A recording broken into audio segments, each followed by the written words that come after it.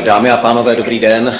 Vítám vás na mimořádné tiskové konferenci skupiny D, spolku, který se snaží přenášet informace z různých bojišť po světě do České republiky ve prospěch České republiky a u toho také trochu pomáháme Ukrajině, která se brání ruské agresi. Za prvé musím poděkovat společnosti Scott Weber Workspace za to, že tu konferenci můžeme v jejich prostorách uskutečnit. A teď se přesunu k tomu zásadnímu. Není žádné tajemství, že v uplynulých dnech se vyrojila celá řada informací v médiích, na sociálních sítích, které naší práci staví do světla, které se nám nelíbí, protože jsme přesvědčeni o tom, že všechno, co jsme kdy dělali, jsme dělali správně a dělali jsme to v souladu se zákony této země. Skupina D byla založena na konci roku 2023. O tom, co skupina dělá, proč funguje, jak funguje, o tom vám asi řekne víc Honza Veverka, který dostane slovo následně. O tom, co jsme zač a co všechno nás nutí k tomu, aby jsme dělali to, co děláme ve svém volném čase na úkor vlastních rodin a podobně, to vám řekne Ondra Vetchý a Martin Kroupa, který je také členem předsednictva skupiny D, vám řekne něco o tom, jaký je dopad na neziskový sektor toho, pokud se šíří informace, které jsou buď účelově vytržené z kontextu, nebo zcela smyšlené. Nebudeme žádným způsobem komentovat současné prověřování vojenské policie. Nemyslíme si, že by to bylo správné z naší strany. Jsme přesvědčeni o tom, že všechny orgány v České republice mají právo a i my to chceme jako občanská společnost, aby měřili všem stejně a rozhodně nechceme toto prověřování nijak ovlivňovat. To, co tady dnes chceme, je všem, kteří o to stojí, vysvětlit, kdo jsme, co děláme a to, že naše svědomí je čisté. Díky. Dobrý den, dámy a pánové. Já jsem měl včera těžký den, protože jsme hráli představení od pana Smočka v činoherním klubu. Já jsem na to měl jenom 14 dnů, tak jsem měl hrozný nervy, ale do 3:30 ráno jsem tohle sesmolil, tak se omlouvám za to, bude-li to nedokonalé. Takže na začátku řeknu, že jsme byli podat na policii vysvětlení jako svědci. Ale to, co se kolem toho v posledních dnech odehrálo ve veřejném prostoru, je důvodem, proč jsme dneska tady. Skupina D nevznikla jako něčí potřeba vyvolat jakýkoliv rozruch. Vznikla jako potřeba chránit Českou republiku tím, že pomůžeme Ukrajině, která čelí obrovské agresi a zároveň také ulevíme našemu státu. Jako dobrovolníci z řad občanů jsme chtěli využít našich schopností a také ochoty tisíců lidí v Česku, kteří jsou schopni dohlédnout souvislosti a kontext. Očekávali jsme, že stát ocení, že po něm nic nechceme a podpoří nás, anebo nám alespoň nebude házet klacky pod nohy. Nikoho z nás by však ale ani ve snu nenapadlo, že budeme muset naopak útokům některých představitelů státu čelit dlouhodobě. Konflikt na Ukrajině trvá už 3,5 roku. Každý den jsou zabíjeni civilisté, včetně žen a dětí. Každý den dopadají rakety a drony na školy, nemocnice a obytné domy. Člověk si na to nechce, nemůže a hlavně nesmí zvyknout a nic proti tomu nedělat. Šli jsme do toho svědomím, že veřejná iniciativa musí být transparentní a dohledatelná. Proto řád, proto audit. Už jen jako obrovský respekt a vděk vůči našim dárcům, kterým tímto strašně moc děkuju. A představa, že bych já osobně na něčem takovém profitoval, je nechutná, nepředstavitelná a je absolutně mimo moje chápání. Teď jsme se bohužel dostali do absurdní situace. Místo, aby se veřejný prostor držel faktů, rozjela se vlna zkratek, zavádějících interpretací a podezírání. V médiích jsme se mohli dočíst, co se stalo. Vojenská policie provedla zásah související s projektem spolku Nemesis a zadržela několik lidí z okruhu dodavatelů. Náš spolek byl vnímaný jako svědek a také žádné obvinění nepadlo. Přesto čelíme bezprecedentnímu tlaku na naši práci, včetně informací, které se tváří nebo vypadají jako úniky, které pak ve veřejném prostoru žijí vlastním životem. Stalo se, že najednou přestalo být důležité a podstatné, že jsme auditováni a je úplně jedno, že máme veškerou dokumentaci a nastavené kontroly. Jakoby přestalo být důležité, že se denně útočí na civilní svět a řeší se, jestli se v Česku vůbec smí dělat občanské aktivity, aniž by se z nich nestal terč. Kdo někdy dělal něco veřejně, ví, jak rychle se kolem vás umí vytvořit atmosféra nálepek, zjednodušení, zavádějících a účelových interpretací, někdy výhružek či zásahů do rodiny. Člověka to samozřejmě mrzí, když vidí, jak snadno se může zničit nebo znevěrohodnit a znehodnotit něco, co vzniklo z dobré vůle tisíců lidí. A teď jedna podstatná věc. Když je občanská iniciativa pošlapávána způsobem, který může do budoucna odradit ochotné dobrovolníky a zkomplikovat pomoc všem, kteří nezvyšně pomáhají, může to ve svém důsledku ohrozit i bezpečnost České republiky. Protože tou nejsou jen zákony, armáda, policie, hasiči, záchranný integrovaný systém. Bezpečnost je totiž především i důvěra, že společnost drží při sobě a je-li potřeba, tak se semkne. Že lidé mají chuť dělat to, co je správné, a to i tehdy, když to pro ně není pohodlné a komfortní. Šli jsme, nebo já jsem do toho šel s lidmi, které znám, s lidmi, za které ručím, s lidmi, kteří mají morální kredit a autoritu. Nejsou to žádní anonymové, každý z nich má své jméno, svůj život, svou práci a svou odpovědnost. A právě proto jsme do toho šli veřejně a s kontrolami. Pracujete-li s důvěrou dárců, nemůžete si vůbec dovolit a nemáte právo to dělat jinak, nežli právě takhle. Ať už šlo o přehmat nebo cílenou akci, držme se jen a jen faktů. Totiž faktů, řekněme si, kdo jsme, proč jsme vznikli, co děláme, proč a jak to děláme, jaké máme kontroly, jak pracujeme s dokumentací a auditem, komu pomoc přes ověřené partnery směřujeme a proč odmítáme, aby se z občanské pomoci dělal strašák nebo cokoliv jiného. Nemával jsem rukou nikdy nad ničím, co jsem považoval za správné a důležité a pořád věřím, že to má smysl, i když to je někdy úmorné a vyčerpávající. Jak řekla Dana Nerudová, pravda je složitá a lež je jednoduchá a proto je atraktivní. Tahle situace není jen o jednom projektu. Je to o tom, jestli jsme schopni v téhle zemi udržet víru v demokratický stát, ve slušnost a hlavně v dodržování pravidel. Moc vám děkujeme, já poprosím Honzu Veverku. Dobrý den. Když budu říct něco ke spolku, asi se v médiích proběhlo de facto o nás v poslední době všechno. My jsme byli založeni na konci roku 2023, kdy jsme se tady s lidmi kolem mě rozhodli, že budeme pomáhat Ukrajině. Původně jsme pomáhali Ukrajině přes jiné spolky, přes jiné iniciativy. Situace na konci roku 2023 vyústila v to, že jsme založili skupinu D, která bude více postavená na určitých zkušenostech bývalých vojáků a lidí, kteří se pohybují z bezpečnostní komunity, nebo kolem bezpečnostní komunity a tím hlavním motorem bylo samozřejmě uspořádat veřejnou sbírku na drony.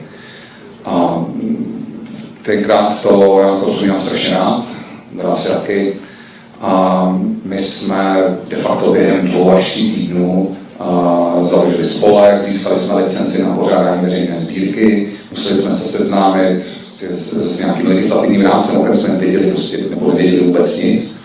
Minimálně my, naštěstí jsme měli jako partnery předsednictvu spolku Bratry Kroupovi, kteří z organizace pozvedli, kteří mají samozřejmě prostě jako nekonečné zkušenosti v odvětví neziskových aktivit.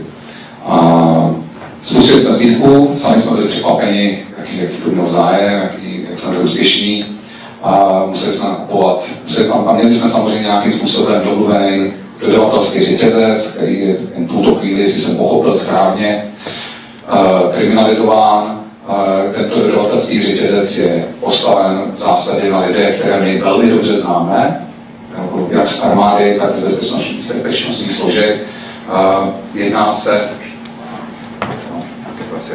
Jedná se o pana Davida Špačka a pana Zdenka Poula. Pan David Špaček je jako dle mého názoru jeden z největších odborníků českých na jeden z největších odborníků českých na problematiku dronů a FPV dronů. Je to mimo jiné také jeden patří ke světové špičce pilotáže FPV dronů, nějakých tabulek a závodů.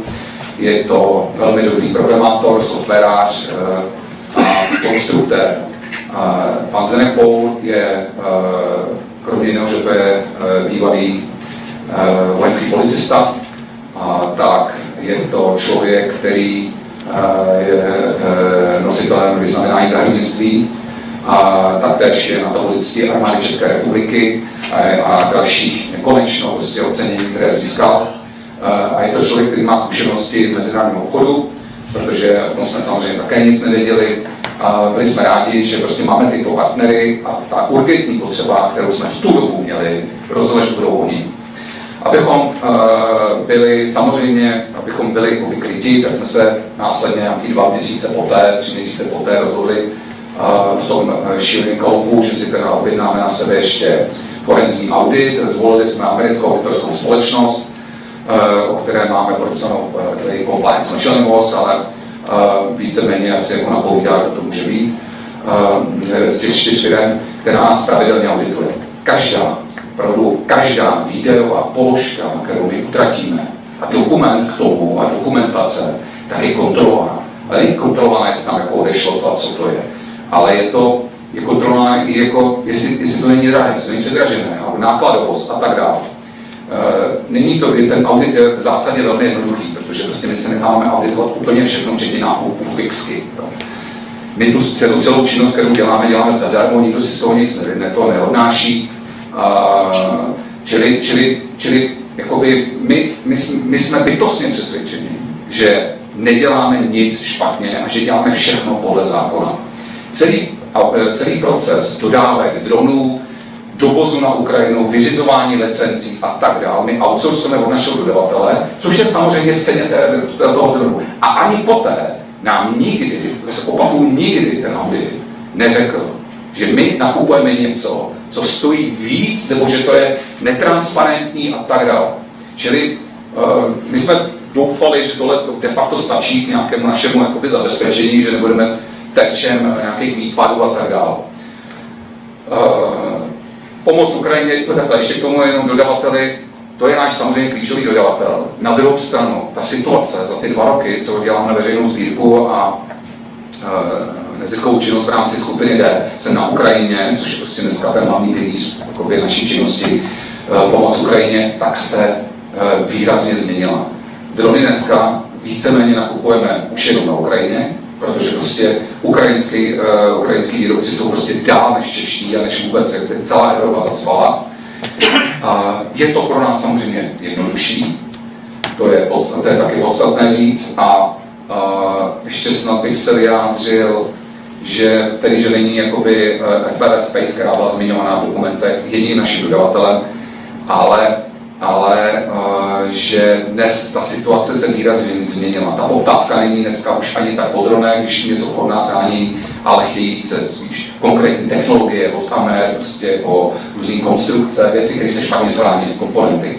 Přesně tak. A k tomu ještě bych, co bych ještě chtěl říct. Ještě možná něco. No, možná se ještě dostaneme. A potom já nevím. Martine? Příjemné dopoledne. Já už jenom v krátkosti bych rád zdůraznil něco, co už tady trošku zaznělo. Ale myslím si, že je potřeba to říct ještě jednou velmi jednoznačně a nahlas. Obecně neziskový sektor je naprosto zásadní oporou a pružinou každé demokratické společnosti. Aby fungovala, aby se zdravě rozvíjela, aby prosperovala. Je to zároveň také hlavní spojenec pro stát, protože ve chvíli, kdy se skutečně něco děje, tak aktivní občané jsou právě ti, bez kterých ten stát vždycky selže nakonec. A to víme z historie, opakovaně k tomu došlo.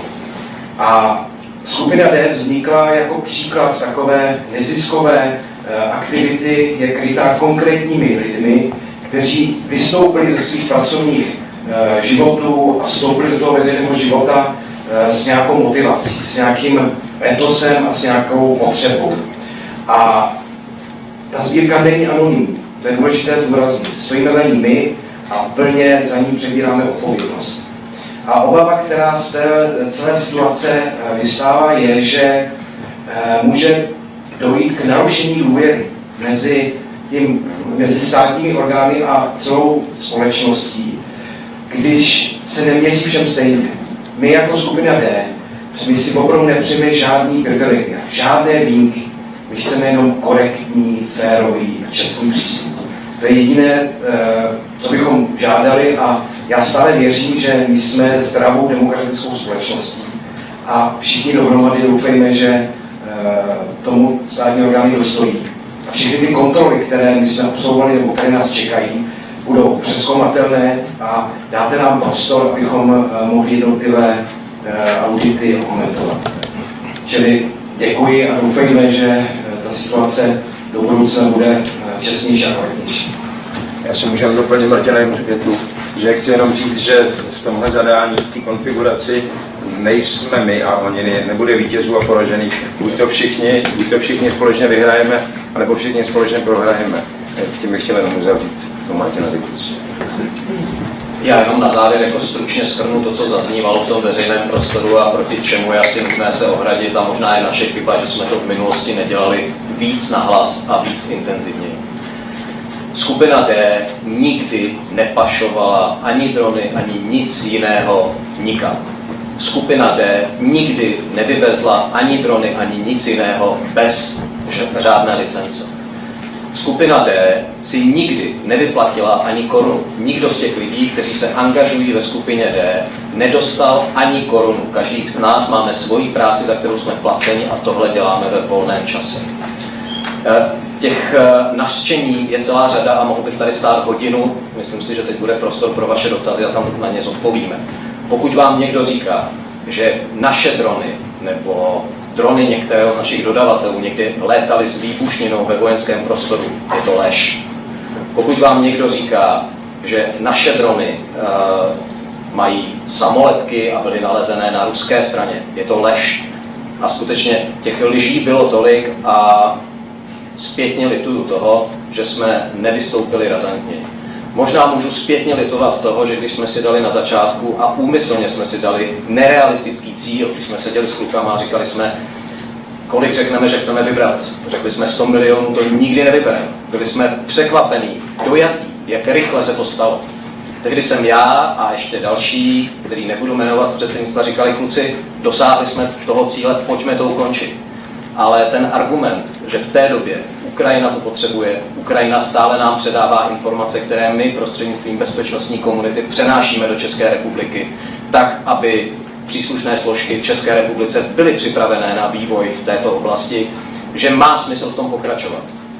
A dneska, když se ohlédnu zpátky, přesto přeze všechno, co teď prožíváme, co prožíváme ty 2 roky, stále říkám, mělo to smysl a má to smysl.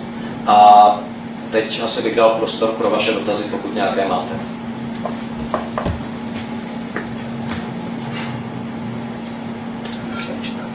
Prosím.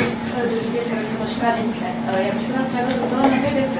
První je ta uvedená částka těch dronů, protože vlastně z čeho vychází?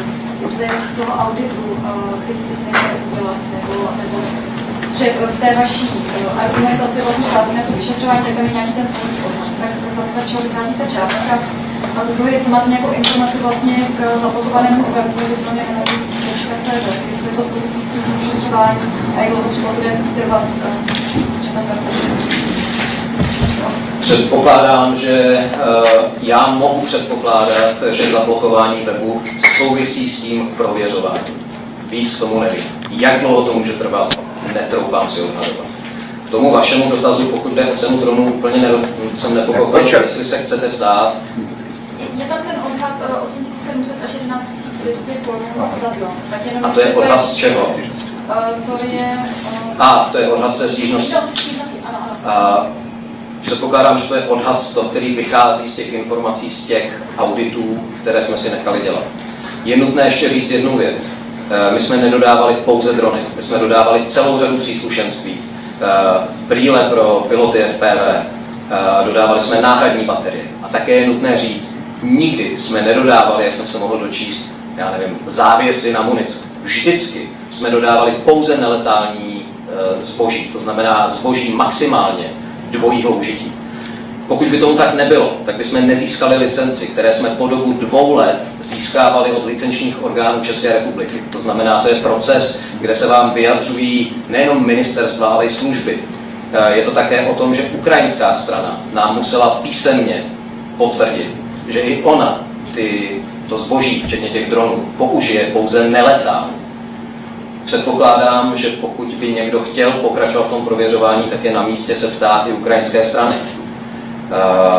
Budu velice zvědavý na tu reakci. Nicméně znovu ta cena odpovídá tomu, jak se cena v průběhu času měnila, jak v průběhu času se měnila například velikost těch dronů. Začínalo se 7 palce, dneska jsme 10, 15, což samozřejmě má vliv na tu cenu. Měnilo se i například hodnota některých komponentů, protože se začínalo jenom s prostými kamerami, posledně se přešlo na termokamery a podobně, je to jako komplexnější. Ale ta cena skutečně odpovídá tomu, co je v tom forenzním auditu, a ten forenzní audit funguje tak, že porovnává nejenom cenu, za kterou nám dodává konkrétní dodavatel, ale porovnává to s cenami, které jsou dostupné na trhu. A tady také musím říct, ve veřejném prostoru jsem zaznamenal, že naši dodavatelé nakupovali drony na Alibabě. Prověřovali jsme to, nikdy se nic takového nestalo. Pokud to někdo říká, tak vědomě lže. Nikdy žádný z našich dodavatelů, podle dokladů, které jsme měli k dispozici k nahlédnutí, nikdy nedovezl z Číny ani z žádné jiné země kompletní dron. Vždy se jednalo o komponenty, se kterých se potom sestavovaly drony tady na území České republiky.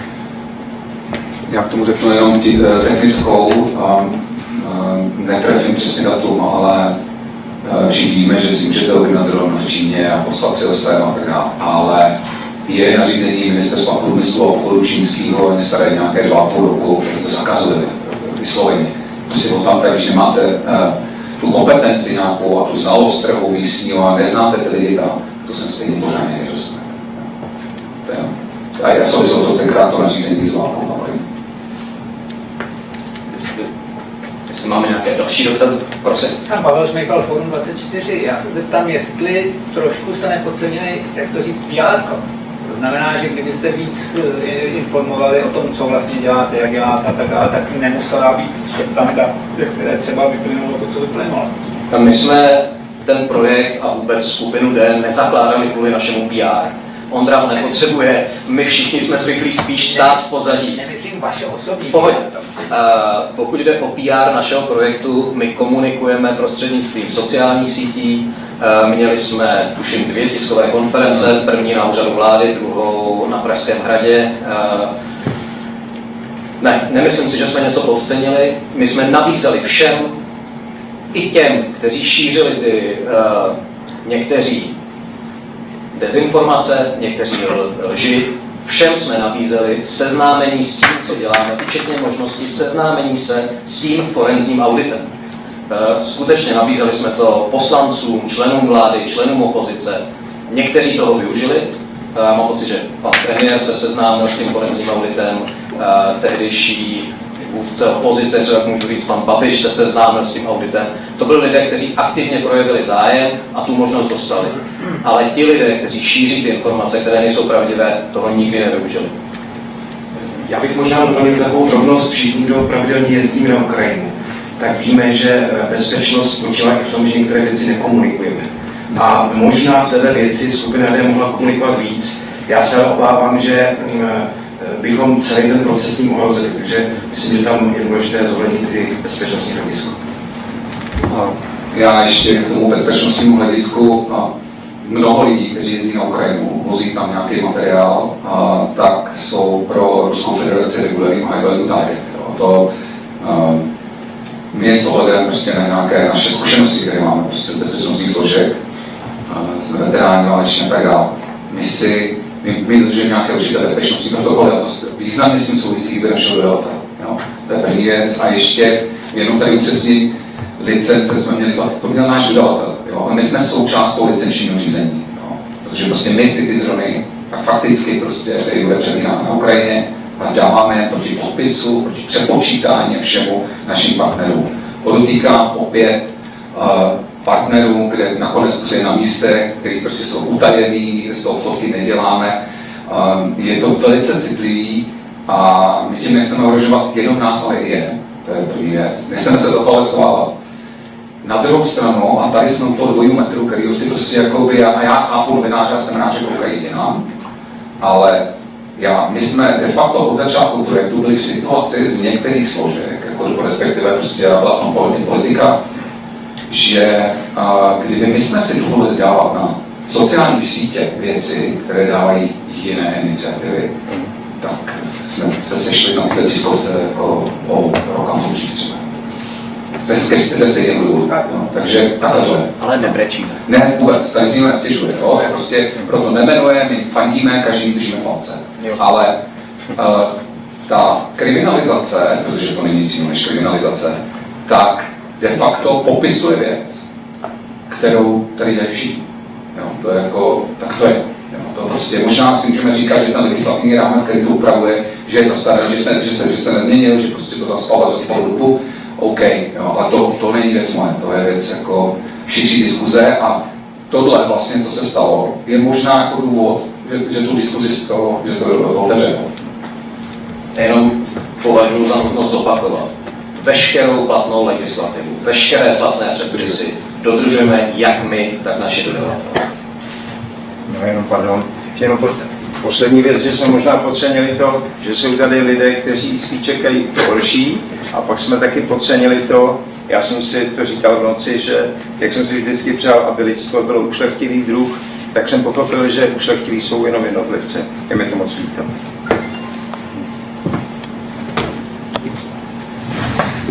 Jestli máme ještě nějaké dotazy, tak pořád jsme připraveni.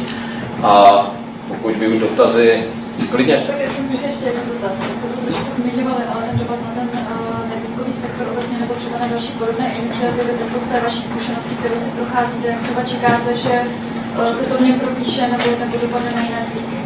To se těžko predikuje, ale rozhodně to povede k tomu, že někteří lidé, kteří by byli ochotní se do některých těch aktivit pustit, tak si zkrátka řeknou, že být příliš vidět znamená, že člověk automaticky podezří z nějakých nekalých úmyslů. Já si netroufám říct, jestli to omezí jakoby solidaritu a štědrost veřejnosti. To si myslím, že snad i ne. Ale spíš myslím aktivitu těch lidí, kteří skutečně tu práci odvádí. To myslím, že to zasáhne 100%. Můžu, Martinku, jenom. Já ještě jednu věc, já jsem v noci přemýšlel o tom, jak všichni, vlastně každý z nás, jsme schopni se identifikovat s romantickými hrdiny v příbězích, v románech, ve filmech. A všichni máme rozlišovací schopnosti, všichni víme, co je správné a co není. Ale zvláštně je, že v tom reálném světě jako by lidi opouštěli ten svůj idealismus a to ukotvení a přišli to pouze těm vymyšleným příběhům. A když my třeba inspirováni hrdiny, které známe buď z minulosti, nebo z těch právě romantizujících příběhů, když se pokoušíme tímto způsobem fungovat, tak ten reálný svět je dočista jiný. Rázem jste stigmatizován, rázem lidi si hledají důvod, proč to asi tak děláte, co za to máte, kdo vás platí. A tohleto zjednodušování je zdrcující a je mi strašně líto, že ten druh lidský se nikam neposouvá, protože jsem si během těch několika let málo uvědomil, že informace jsou přesgeneračně velmi obtížně předávané a že lidský druh prostě asi má v povaze, že jaksi neúplně někam směřuje. Směřují jenom individuality a my, aby jsme mohli fungovat jako společnost vyspělá, tak skutečně ta demokracie je platforma, která teď zdá se, je pro lidi, kteří dohlednou jaksi dál, kteří jsou jaksi schopni chápat skutečně souvislosti a kontext. Pro ty ostatní, jak jsem zmiňoval, ta jednoduchá řešení, tak se nabízí něco, co tu demokracii ohrožuje a my jsme do toho šli s tím, že nebudeme okázalí, nebudeme se nikomu chlubit, ale že pomůžeme někomu, kdo je v tísni a mysleli jsme si, že to naši společnost bude kultivovat. Když vidíme ty důsledky, tak už jsme si kolikrát říkali, bože, že jsme se na to nevykašlali, že jsme chtěli jenom maximálně zefektivnit tu pomoc. V tom byl náš přínos, naše přidaná hodnota, že jsme měli mezi sebou lidi, kteří jsou v tomto zadání, jak si fungovat efektivněji a to byla naše motivace. Děkuju moc.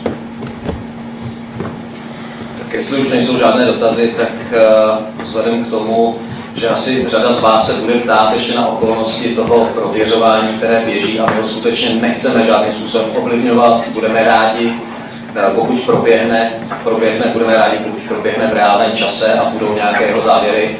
Je tady přítomný náš právní zástupce, pan doktor Nenutil, tak mimo program tiskové konference, on asi vám k tomu něco říct může, my ne. Tak já se ještě zeptám. Já jsem byl teď odmítnutý Ondrou, tak se musím zeptat. Já vím, že nechcete komentovat to stíhání nebo prověřování, ale furt se mě jaksi objevuje tady na sítích ta spekulace, do jaký míry je to propojený s tou ukrajinskou stranou vlastně, jo? Jestli váš dodavatel nebyl součástí nějakého širšího korupčního skandálu, který se na Ukrajině v poslední době objevil. A je to na sociálních sítích, jak si vidět, samozřejmě často to hlásají lidé, kterým ten ukrajinský korupční skandál hrozně vyhovuje, ale je potřeba se na to zeptat. Určitě je to legitimní. Náš dodavatel, o kterém se teď bavíme, je 100% český subjekt. Nedodával... Tak Honza měl plní. Já když se budu bavit o firmě FPV Space, to je 100% český subjekt. Jo, ale myslím, že se spali co jiného, že? To je 100% český subjekt, který z Ukrajiny nebral žádné komponenty, neměl tam žádné smluvní vztahy, kromě toho, že tam možná pronajímal nějaké prostory, kde skladoval to zboží, než ho dál distribuoval. Pokud se ptáte na ty projekty, které běží mimo projekt Drony Nemesis, pokud se bavíte o projektu Spravedlivá odplata, což je plastická výbušnina, v tom podle mě také nefiguruje žádný jiný subjekt než český subjekt, 100%. A ten poslední projekt Charlie One, tak k tomu vám asi víc řekne Honza, tam je zapojena ukrajinská strana a tam já nejsem to. Já dopřesním Milana, my nakupujeme drony na Ukrajině, už jsem o tom tady mluvil, si řeči. Máme výrobce, který nám identifikoval náš významný, podotýkám velmi významný prostě, jakoby uživatel, který je odběratel, který ty drony dáváme. A můžu tomu jenom říct, že jsme tu fabriku s mým kolegou, velmi zkušeným válečným prostě vojákem armády České republiky, kterou mám si říct nejzkušenější, který armáda kdy měla, jsme navštívili a celý jsme to prošli, výrobu známe ty tisíce, jako viděli jsme ty tisíce lidí, kteří makají, není to žádná díra na peníze, ale máme totální, jako bereme absolutní mlčenost o tom, že prostě jako prostě to je jako fakt jako tady lidí, to tam nejde fakt rakety, jo, ale velký rakety, jo, takže tomu máme jenom můžu říct, takže prostě my bereme teď dneska víceméně, když už jsme nakupovali na Ukrajině, a co se týká Charlie One, je to ten samý výrobce, protože ty receptory jsou prověřený, že to funguje, my máme prostě k tomu nějaký data, ty technologii známe, viděli jsme to, není to žádný jako startup klubu, který si teď říkají, budeme dělat ty receptory, prostě ne, tam je vývoj, viděli jsme ten tu vývojovou část, nebyli součástí žádného prostě skandálu, který se ptáte, to druhý se ptáte. Já možná jenom doplňuji, vlastně já jsem reagoval, že se bavíme o tom současném prověřování a to se týká té společnosti FPV Space, která je 100% česká. Ještě poslední věc, pardon, jak jste položil ten dotaz, tak já často narážím na věci, které v podstatě slušného člověka ani nenapadnou. A někdo s tím pracuje jako s fakty, anebo s očekáváním, tak jsem z toho vždycky zmatený. Ten svět prostě žijeme v době, jako kdy tady jsou lidi, pro který čest a svoboda je víc než strach a pak jsou tady lidi, pro který jaksi peníze, pro který úspěch neúplně čestně získaný je víc než třeba ratio, než zdravý rozum. A my tady žijeme společně, tyhle dvě skupiny, a musíme se nějak naučit fungovat. Musíme se naučit to, že se s představama, s fantaziema nesmí pracovat jako s fakty a ta druhá strana, zmiňovali jste, že jsme to možná málo vykomunikovali, ale my jsme nevěděli, my až třeba díky tomu víme, jaká je třeba realita naší společnosti. Třeba to, řekl bych, třeba z inženýrství sociálního prospěje této zemi, že tahle skutečnost nás přiměje klasy otázky, hledat odpovědi a třeba k sobě najdeme cestu. je to naše jediná naděje, že budeme držet pohromadě. Jsme tak malá zemička, v minulém století se nás dvakrát bez ptaní vzali a my máme teď jedinečnou šanci patřit do nějakého světa, který nám bude garantovat nejenom dodržování zákonů, ale i nějakou koordinovanou obranu a v takové příležitosti jsme se ještě nikdy historicky neocitli, tak to neprosedme. Děkuju moc.